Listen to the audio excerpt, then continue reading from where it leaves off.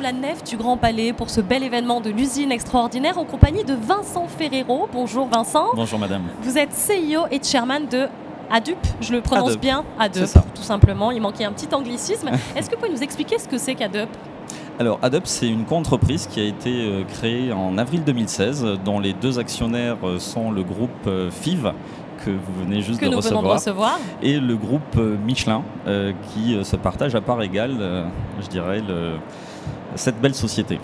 Donc nous commercialisons aujourd'hui des imprimantes 3D métalliques et nous apportons également le service associé. Parce que je dirais aujourd'hui, malheureusement, cette technologie est peu utilisée au sein de l'industrie, malgré de beaux succès. Michelin en est la preuve avec justement l'utilisation de cette technologie pour fabriquer ces moules métalliques. Mais nous apportons donc toute la formation, tout le conseil aux bureaux d'études en particulier, pour les aider à identifier les cas où justement la fabrication additive métallique leur permet de trouver le plus de valeur. Vincent Ferrero, pourquoi c'était important pour vous d'être présent ici pour l'usine extraordinaire au Grand Palais? Qu'est-ce qui vous a motivé à participer à cet événement? Je dirais que c'était très important pour nous pour justement pouvoir partager avec le jeune public le côté innovant, passionnant et révolutionnaire de la technologie, parce qu'on est vraiment convaincu que cette technologie va être le maillon central de l'usine ou des usines et de l'industrie de demain. Pardon, je vous en prie. Elle permet vraiment de faire pratiquement à l'infini tout ce que l'on souhaite faire, puisqu'on part d'un fichier électronique et à partir de ce fichier, on peut fabriquer toute pièce, quelle que soit sa complexité. Et c'est le côté séduisant, ça ouvre énormément d'opportunités.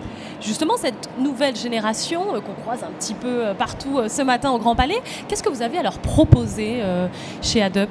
Qu'est-ce que vous avez comme emploi à leur proposer concrètement?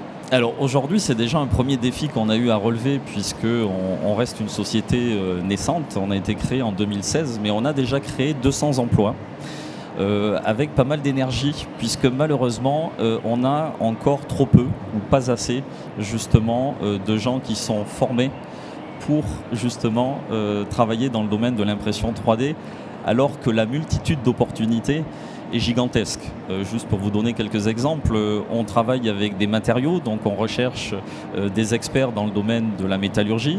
On le conçoit et on développe des machines, donc toutes les expertises en mécanique, en automatisme, en logiciel, informatique embarquée, sont des choses sur lesquelles on a eu énormément de mal à trouver des personnes. La conception, puisque ça fait partie également de l'offre. Ce sont des challenges passionnants pour les nouvelles générations, on imagine. Alors on a réussi justement, on en a tiré 200, mais comme on a encore énormément de défis à relever, c'est bien pour ça qu'on est là aujourd'hui, pour essayer encore plus de créer un engouement qui nous permettra ensemble de relever tous ces défis. Alors justement, l'occasion, elle se présente ici ce matin au Grand Palais aussi. Qu'est-ce que vous avez prévu pour nous faire découvrir l'impression 3D métallique sur cet événement?